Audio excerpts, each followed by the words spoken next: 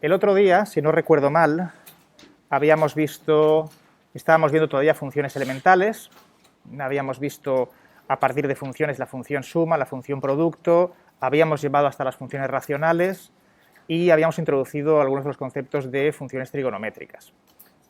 Antes de continuar, tenemos que ver dos construcciones más de funciones que no se derivan de las operaciones estándar de los números reales. La suma de funciones, el producto de funciones y el cociente de funciones se habían construido imitando cómo era la suma, el producto y la división en números reales, ¿no? Pero hay otras operaciones que no tienen por qué proceder de estas. Entonces, la primera operación que vamos a ver, ¿vale?, es la composición de funciones. La composición.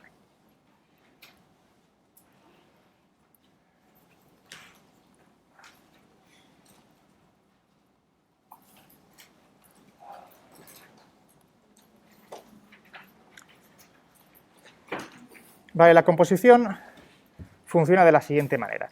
Imaginad que vosotros tenéis dos funciones, f y g. Esas funciones, cada una está en su dominio, ¿vale? No tienen por qué tener el mismo dominio, son funciones de RNR, pero cada uno tiene su dominio. Voy a llamar A que sea el dominio de f, de manera que la imagen de f es f actuando sobre A, ¿vale?, cuando cogéis elementos de A y los transformáis con la aplicación. De la misma forma voy a llamar B que sea el dominio de G. ¿Vale? Entonces la idea de la composición es la siguiente. Aquí tenemos A como subconjunto de R y F, al operar sobre los elementos de A, pues te dan nuevos números reales aquí, ¿vale? De manera que cuando tú tomas un número X, F lo transforma en f de X. F de X, evidentemente, está en su imagen, es decir, en f de A, ¿vale? Entonces, si vosotros hacéis un pequeño diagrama, pues podéis dibujar algo así. Imaginad que esto de aquí fuese R, ¿vale?, y esto de aquí fuese A, ¿vale? Imaginad que eso fuese así. Esto va a ser A y esto va a ser R. Pues lo que obtenéis al final es, nuevamente esto va a ser R, aunque lo he dibujado un poquito mal, ¿vale? Eso va a ser R, y eso sería el dominio, pues las imágenes acabarían aquí dentro. Pues esto podría ser, vamos a llamar que esto sea f de A. Vale, esto va a ser f de A.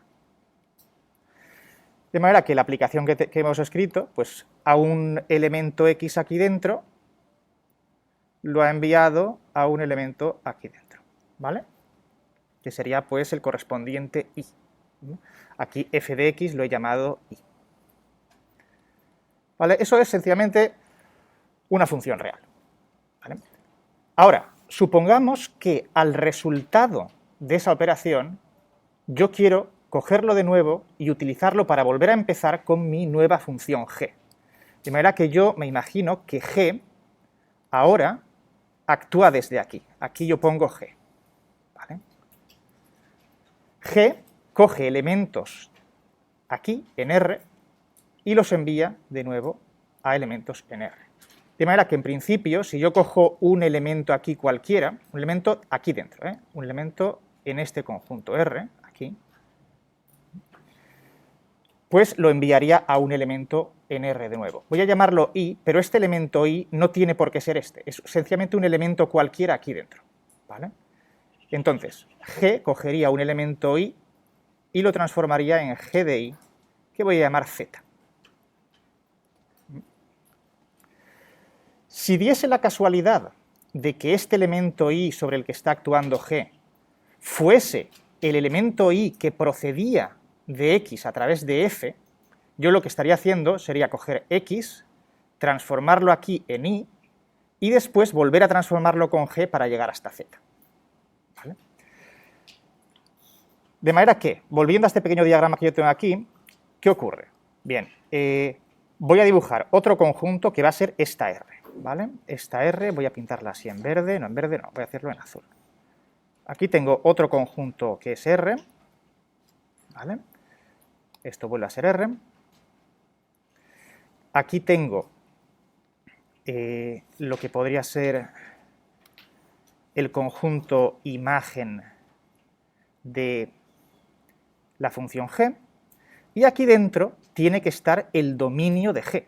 El dominio de g, pues voy a suponer que es este conjunto de aquí. Eso de ahí es el dominio de g que he llamado B. ¿Vale? B es el dominio de g. Y la aplicación g coge elementos en su dominio y los manda a su imagen de B. ¿Vale? ¿Qué ocurre? Que si yo intento hacer este juego de empezar en A, utilizar F para obtener una primera imagen a través de F, y luego quiero usar G, necesito que los elementos que yo coja en el dominio de A sean elementos cuyas imágenes están dentro del dominio de B, del dominio de G. Porque si cojo un elemento en el dominio de A que cae aquí, pero que no está dentro del dominio de B, yo no voy a poder hacer la segunda operación. ¿De acuerdo? Entonces, si se da esa condición que acabo de mencionar, que sería que X pertenezca a A y que f de X pertenezca a B, ¿vale? Es decir, que X está dentro del dominio de la función f y su imagen está dentro del dominio de la función g, si se cumple esto, ¿vale? Si se cumple esto, entonces sí que voy a poder hacer toda la transición desde este conjunto hasta este conjunto y de este conjunto a este conjunto. Y obtener una nueva función que hará esto. ¿Vale? Esa función es lo que se llama la composición G compuesto con F. ¿Vale? Ese es el nombre que recibe esa función. ¿Cómo se define explícitamente la operación necesaria para realizar esa operación? Pues voy a borrar el diagrama, si nos importa. Borro el diagrama.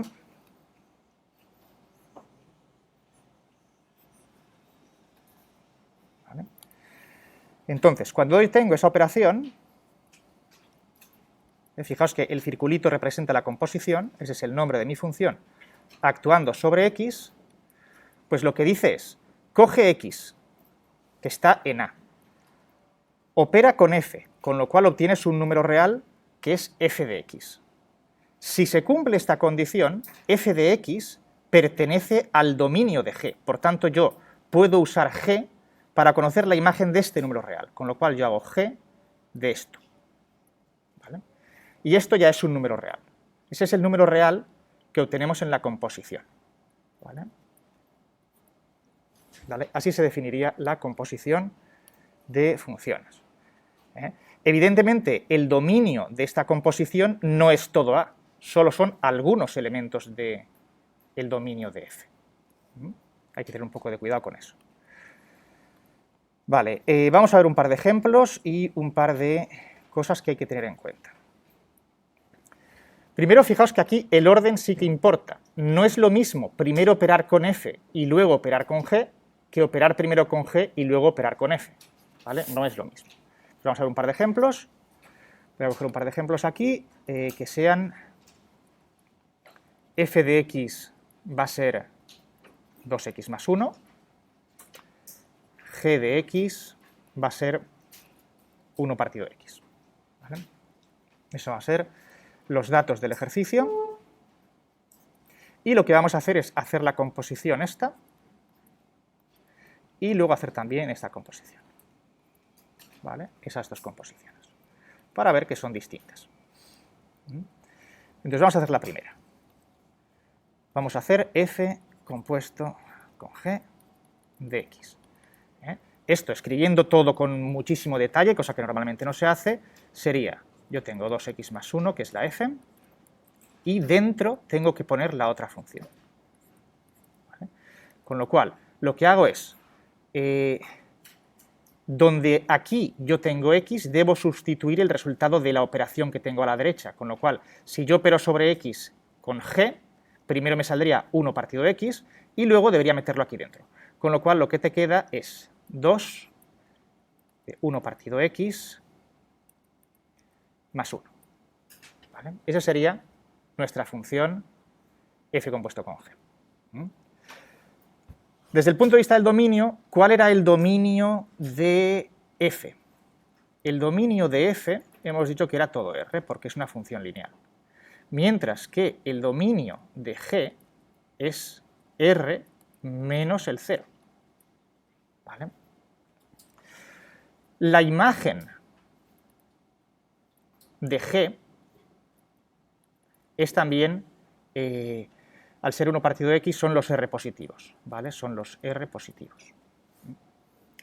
Entonces, ¿qué ocurre? Si nosotros vamos a comprobar la condición sobre el dominio, es decir, tenemos que ver si la imagen de g está dentro del dominio de f, vemos que la imagen de g está dentro del dominio de f, por tanto, el dominio de esta composición va a ser el mismo que el dominio de g, todos los valores menos el 0. ¿Vale? Una vez que cojamos un número aquí que sea diferente de 0, nada nos va a detener en operar, porque primero operaremos esto, nos dará un número real, y como esto no tiene problemas, pues lo calcularemos también. ¿Vale? Vamos ahora a hacer la otra composición. La otra composición es esta. Lo que nos dice es, primero,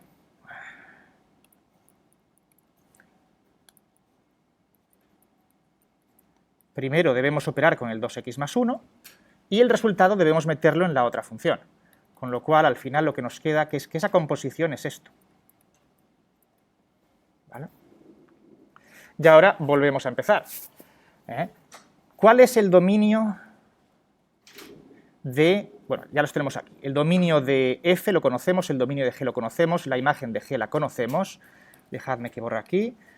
Lo que nos faltaría por poner es la imagen de f, ¿vale? La imagen de 2x más 1. La imagen de 2x más 1 es todo R, ¿vale? Porque cualquier número real lo podemos escribir como 2x más 1. ¿Qué pasa? Que ahora la imagen de la primera función con la que operamos es todo R, pero ahí hay elementos que no pertenecen al dominio de la segunda función que vamos a utilizar, que es g. ¿Vale? Entonces, el dominio de esta composición no va a ser el dominio de f, va a ser el dominio de f menos los elementos de ese dominio que sean tales que su imagen no pertenezca al dominio de la g, es decir, el 0 hay que quitarlo. De manera que lo que obtendríamos aquí es que el dominio de g compuesto con f es R menos el 0. A diferencia del caso anterior, en el que teníamos que el dominio de f compuesto con g era todo R. ¿Vale? Entonces aquí hay dos casos que son bastante distintos. Así que la composición, pues no da igual el orden en el que la hagáis, y el dominio pues se va a ver afectado por estas consideraciones que digo de a ver si la imagen de la primera función que actúa está dentro del dominio de la segunda que actúa. Hay que tener un poquito de cuidado con esto. ¿Vale? Bien, pues eso es la composición.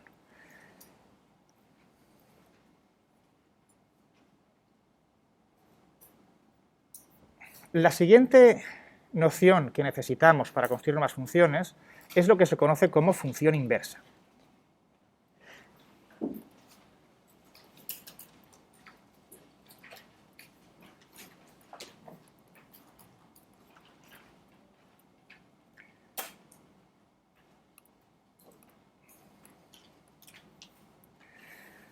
De acuerdo, supongamos que tenemos una función f que, de nuevo, empieza en un cierto dominio A dentro de los números reales y llega a una cierta imagen B, esto puede ser contenido o igual a R. ¿Vale? Entonces nosotros sabemos que si empezamos aquí con un número real x, nuestra función nos va a dar un número real y que es f de x. Esa sería la función original. La función inversa es una función que deshace aquello que ha hecho la función original. Va en el sentido inverso a esta función. Y lo que debe hacer es que, si nosotros le damos a esa función inversa como dato un número aquí que procede de un elemento x en el dominio de f, nos va a devolver ese número. Así que debe hacer lo siguiente. Lo que hace esa función inversa, que se denota con f a la menos 1, f a la menos 1 sería una función que debería ir del conjunto B contenido en R al conjunto A contenido en R, y que al numerito este i le hiciese corresponder f a la menos 1 de i, que sería sx. De manera que cuando hagáis f a la menos 1 compuesto con f actuando sobre x, eso sea lo mismo que x. ¿Por qué? Porque fijaos que esto lo que os dice es, ¿esto qué está diciendo? Esta composición se haría de la siguiente forma. Yo cojo x, actúo con la f. Esto de aquí es lo que he llamado i, ¿vale? Y ahora debería a eso aplicarle la función inversa, ¿vale? O sea que lo que estoy diciendo es hacer f a la menos 1 de i. Pero f a la menos 1 de i es x, ¿vale? Porque x, la f le hace corresponder la i, y la inversa a la i le hace corresponder la x. De la misma forma, queremos que la composición f con f a la menos 1, así, perdón, esto sería una i, ¿vale? Claro, f a la menos 1 actúa aquí, ¿no? Por tanto, cuando empieza con un cierto valor, lo que queremos es que eso siga siendo i. Y tendremos, pues, f compuesto con f a la menos 1 de i. Y decimos, pero es que f a la menos 1 de i es x. ¿Vale? Con lo cual nos quedaría f de x, que es i. Entonces, esto es la propiedad que define a la función inversa. ¿Vale? ¿Cómo se calcula explícitamente la función inversa? Pues cuando existe la función inversa, ¿vale?, se calcula sencillamente despejando la x en función de la y. Vosotros lo que tenéis normalmente es que os dan una fórmula que dice cómo es y en función de x. La inversa tiene que deciros cómo es x en función de y. ¿Vale? Así que, por ejemplo, un ejemplo extremadamente sencillo, pues sería decir que, bueno, y que es f de x, ¿de acuerdo? Y yo digo que y es igual a 2x más 1. ¿Vale? Y es igual a 2x más 1. Eso sería f de x. ¿Cómo es la función inversa f a la menos 1 de y igual a x? Pues hay que despejar la x. De manera que se quedaría, pues, que y menos 1 es 2x, luego despejáis la x y os queda que x es igual a 1/2 de y menos 1, ¿no? Pues esta función de aquí, esto sería la expresión de f a la menos 1. ¿Vale? Eso sería f a la menos 1. Claro, dependiendo de lo complicada que sea la función con la que empecéis, esto puede ser más o menos difícil de realizar. ¿Vale? Una forma intuitiva, un tanto naif, de visualizar cuándo la función inversa se puede hacer más o menos fácil es tener una idea de cómo funciona la función inversa respecto de las gráficas. Entonces, supongamos que vosotros tenéis una cierta función, f de x, ¿no? Tenemos y, a ver, tenemos y es igual a f de x. Cuando vosotros dibujáis la gráfica de esa función, lo que hacéis es, cogéis puntos en el plano que tengan como coordenadas x para la primera coordenada y la segunda coordenada fijáis que sea f de x. ¿Vale?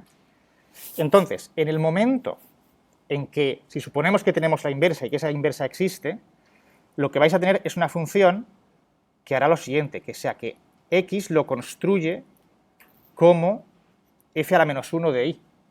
Así que si intentáis hacer la gráfica de la función inversa, lo que estaréis haciendo es escribir primera coordenada la y, porque esa será vuestra variable independiente, y segunda coordenada f-1 de y. ¿Vale? Eso es lo que tendríais. Fijaos que si llamamos f de x igual a y y f-1 de y igual a x, esto es poner los puntos x, y esto es poner los puntos y x.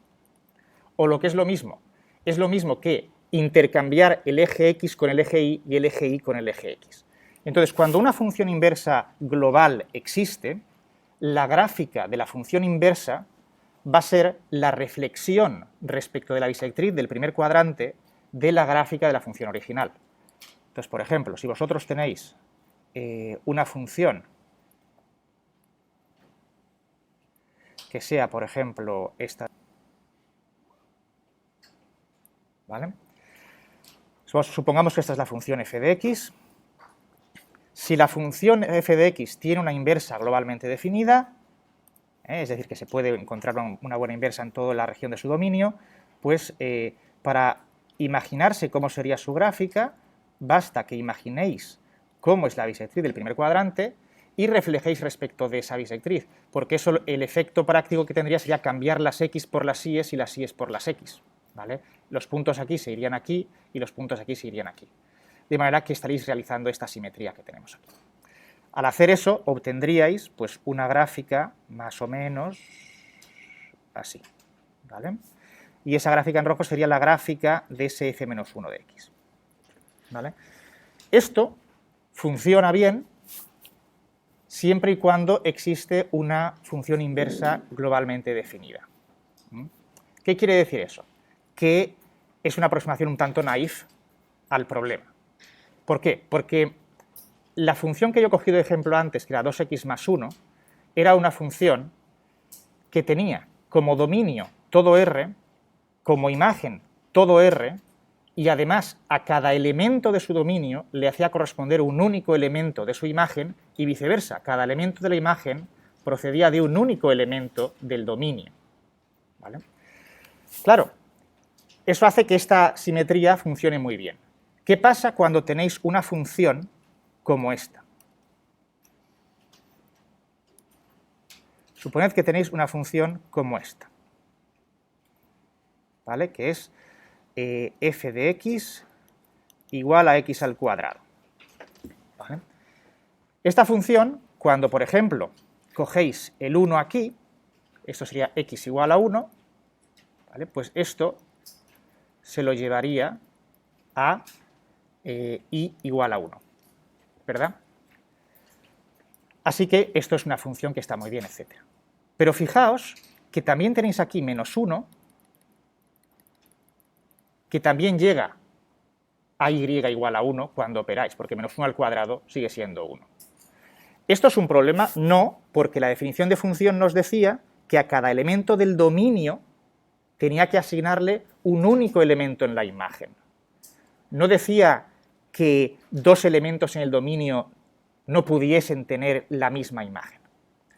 Pero cuando ahora pensáis hacia atrás y intentáis construir una función inversa de esta función y es igual a x al cuadrado, ¿qué pasa? Que si la función que construís tiene que deshacer lo que ha hecho x al cuadrado, al elemento y igual a 1, aparentemente tendrían que corresponderle dos números, y eso ya no sería función, ¿vale? ¿Por qué? Porque si intentáis hacer una correspondencia entre los puntos del dominio y los puntos de la imagen, ahora esa correspondencia ya no es biyectiva, ya no es cierto que a cada elemento aquí le corresponde uno aquí y a cada elemento aquí le corresponde uno aquí. Así que este truquito de la bisectriz no va a funcionar bien.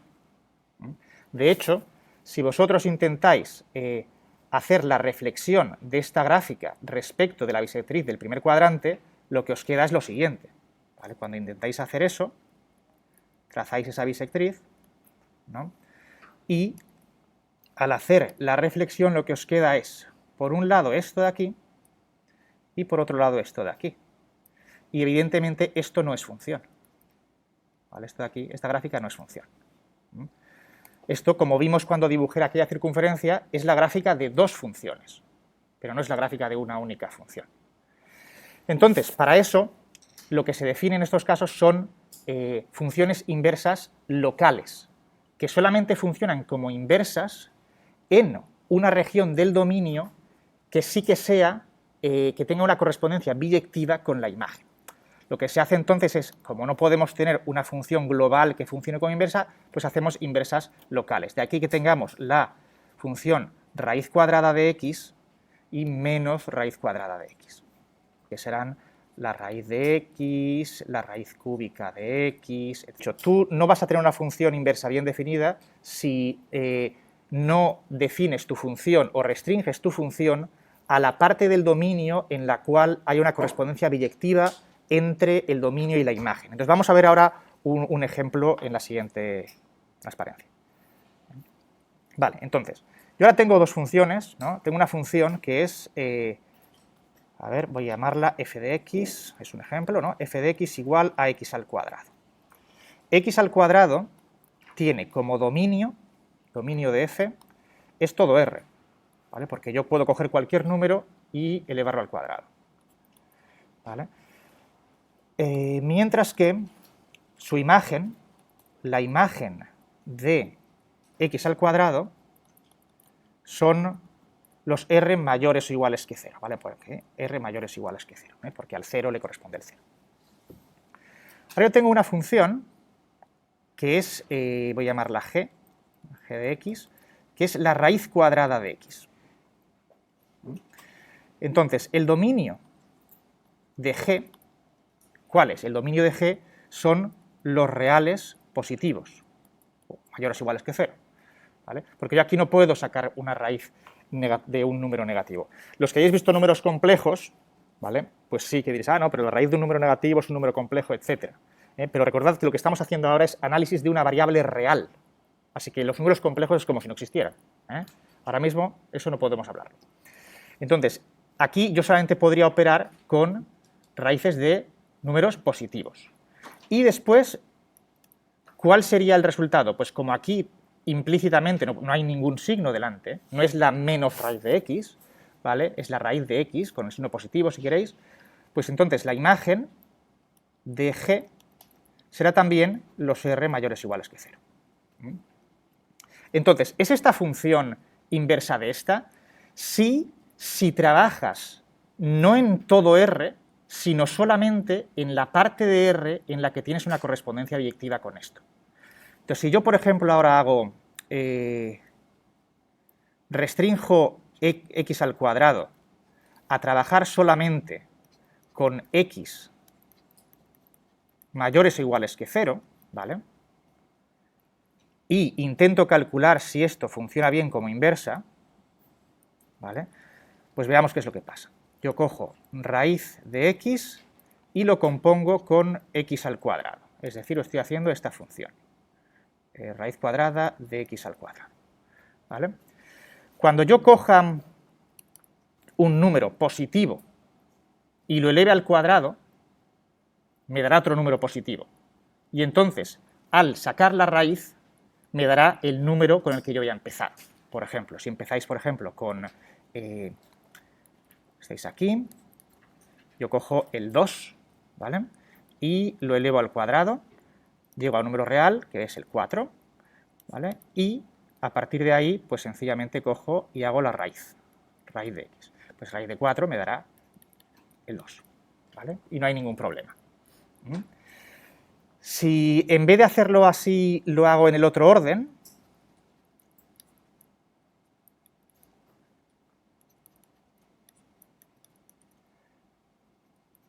¿vale? Y empiezo con un número nuevamente positivo, aquí se supone que estoy trabajando todo el tiempo con números mayores o iguales que 0, ¿vale? Voy a restringir aquí todo a números mayores o iguales que 0.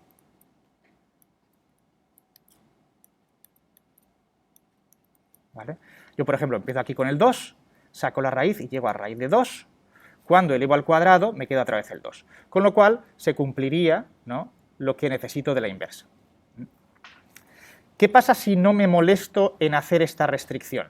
Si yo no me molesto en hacer esta restricción, pues claro, ahí ya no hay una correspondencia biyectiva entre el dominio de las dos funciones. Y lo que me va a ocurrir es lo siguiente. yo me estoy permitiendo, por ejemplo, aquí, coger un número cualquiera negativo, podría, por ejemplo, decir, cojo el menos 2, ¿vale? Menos 2 está en el dominio de x al cuadrado, así que lo elevo al cuadrado y me da 4, ¿vale? Este 4 está en los números reales positivos, que están dentro del dominio de la raíz, pero cuando saco la raíz cuadrada de el 4, me da el 2, no me da el menos 2, ¿vale? ¿Por qué? Porque estoy trabajando con números para aplicar el x al cuadrado que proceden de una parte del dominio en el cual yo no estoy haciendo la correspondencia con la imagen de la raíz cuadrada. Entonces, si trabajáis restringiendo el dominio, la raíz cuadrada sí que funcionará bien como inversa, si no, no, ¿vale? Solamente es una inversa local. Lo que estáis haciendo es coger simplemente la rama positiva de aquí. Es esta la función que estáis cogiendo. Y esta de aquí, esta función, hace el papel de la función inversa de este trozo de la función x al cuadrado, ¿vale? Si lo componéis de la otra forma tendréis problemas. Vale, por tanto, esto de aquí vamos a quitarlo. ¿Vale? Voy a quitar esto de aquí y voy a restringirlo de nuevo a mayor o igual que 0, mayor o igual que 0. ¿Vale? Mayor o igual que 0. Entonces, cuando trabajáis con la función inversa, si no es una función inversa global, pues normalmente tenéis que tener cuidado en qué región del dominio de vuestra función original la función está trabajando como función inversa, ¿vale? Esto va a pasar con los radicales y con las funciones trigonométricas. Fijaos que cuando trabajamos con las potencias de orden impar, como por ejemplo la raíz cúbica, ¿vale? Imaginad que la tenemos f de x igual a x al cubo, ¿vale? Y yo me defino una función que es g de x igual a raíz cúbica de x. Pues habría que ver si esta función es una inversa globalmente definida de x al cubo o no. Entonces, intuitivamente, si vosotros dibujáis la gráfica de x al cubo,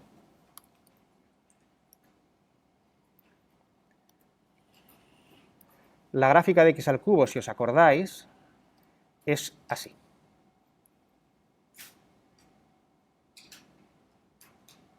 ¿Vale? Eso sería x al cubo. Ahora, yo cojo aquí y me dibujo esta bisectriz para hacerme una idea. Entonces, la gráfica reflejada lo que os da es esto. Pero fijaos que esta gráfica que me daría no tiene el problema que tenía la raíz cuadrada. Aquí, esta función que yo he puesto en verde, ¿vale?, es la gráfica de una función, porque a cada elemento en el eje de las x le hace corresponder un único elemento en el eje de las y. ¿Vale? De manera que la raíz cúbica sí que es una inversa globalmente definida de x al cubo. No tenéis que preocuparos de los problemas del dominio que pueden surgir como cuando tenéis la raíz cuadrada o cualquier raíz de orden par.